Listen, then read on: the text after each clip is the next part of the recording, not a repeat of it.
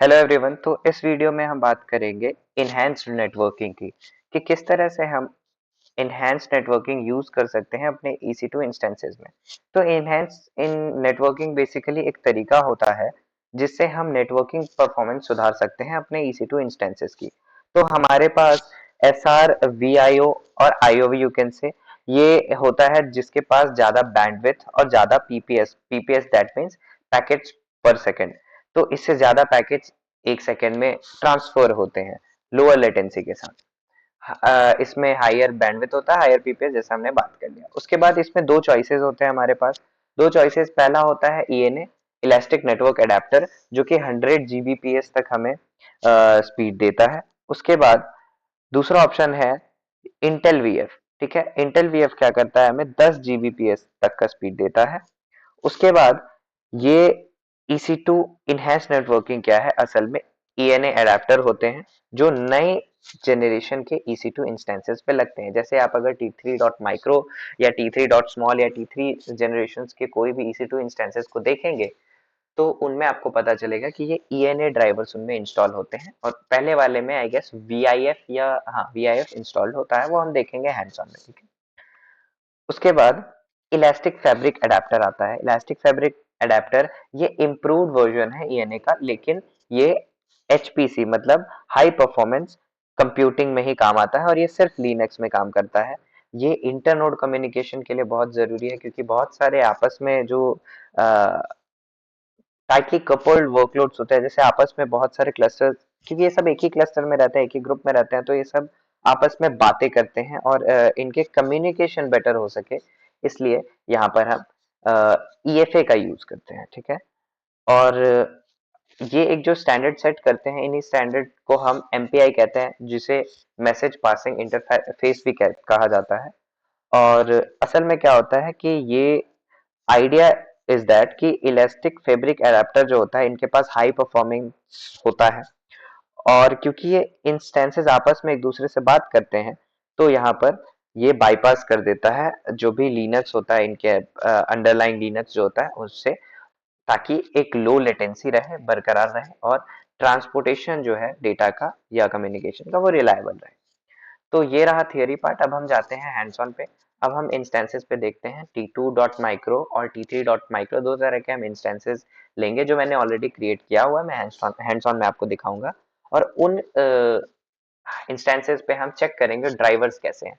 तो कुछ basic commands होते हैं वो हम लिखेंगे और हम चेक करेंगे। एज यू कैन सी ये दो इंस्टेंसेस हैं जो मैंने स्टॉप किए हुए हैं। पहला मैं चेक कर लेता हूँ T2.micro को। ओके, मैं T2.micro नाम का जो इंस्टेंस मैंने बनाया है, टाइप टाइप का जो इंस्टेंस है, इसका नाम है माई वेब एस नाम रखा था।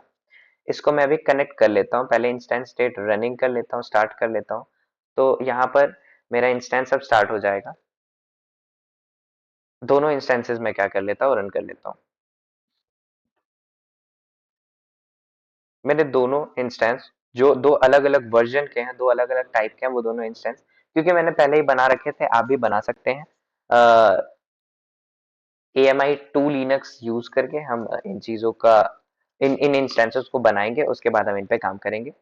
आप देख सकते हैं मेरे दोनों इंस्टेंसेस रनिंग मोड पे आ चुके हैं। मैं सबसे पहले T2.micro जो कि ओल्डर वर्जन है, मैं उस पर कनेक्ट करके चेक कर लेता हूँ कि किस टाइप का ड्राइवर है।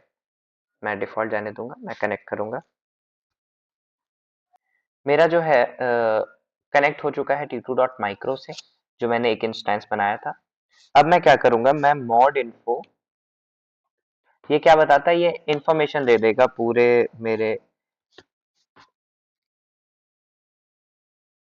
कनेक्शन का, कि फाइल नेम ये है, वर्जन ये है, लाइसेंस GPL, क्योंकि मैं वर्जन सेम ही रहेगा क्योंकि मैं AMI2 पे काम कर रहा हूँ, तो दैट विल बी सेम। ठीक है, Amazon Linux AMI2 पे काम कर रहा हूँ, वर्जन 2 पे। नेक्स्ट हम कमांड लिखेंगे, क्लियर कर लेते हैं इसको। नेक्स्ट हम क्या लिखेंगे, नेक्स्ट हम लिखेंगे ethtool -i या -i, जो भी कह सकते हैं आप, eth0। ठीक है, एंटर करेंगे तो ये ड्राइवर क्या बताएगा कि VIF नाम का ड्राइवर इसमें चल रहा है, जो कि ओल्डर जनरेशन का है। ठीक है, अब हम क्या करेंगे, अब हम सेम यही चीज, सेम कमांड लिख के हम अपने T3.micro में चेक करेंगे। तो पहले मैं इंस्टेंस को कनेक्ट कर लेता हूँ।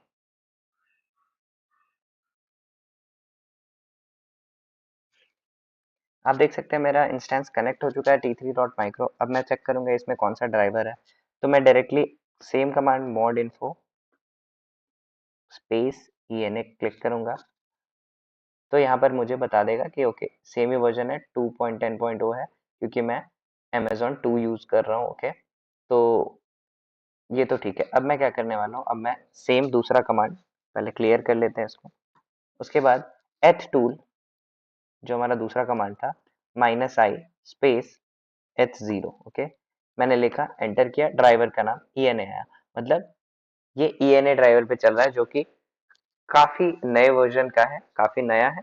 वर्जन सेम ही बताएगा, क्योंकि हमने ये वर्जन असल में हमारे इंस्टेंस का जो लिनक्स का वर्जन है, जो हम Amazon Linux 2 यूज कर रहे हैं उसका है। बट ये क्या है, ड्राइवर ena है, एंड श्योरली ये नए तरह का ड्राइवर है, तो ये हमें नेटवर्किंग भी ज्यादा तेज देगा। ठीक है, तो आई होप आपको यहाँ तक समझ में आया होगा कि हम कैसे ड्राइवर चेक करते हैं। अगर आपने t3.micro नाम का कोई इंस्टेंस बनाया है, जैसे मैंने यहाँ पर इंस्टेंस बनाया है, तो अगर आप फ्री टायर लिमिट में रहना चाहते हैं तो इसे टर्मिनेट कर दे या शट डाउन कर दे, स्टॉप कर दे इस इंस्टेंस को, ताकि, क्योंकि ये t3.micro जो है वो चार्जेबल होता है। ठीक है, so that's all for today. अगली वीडियो में फिर बात करते हैं।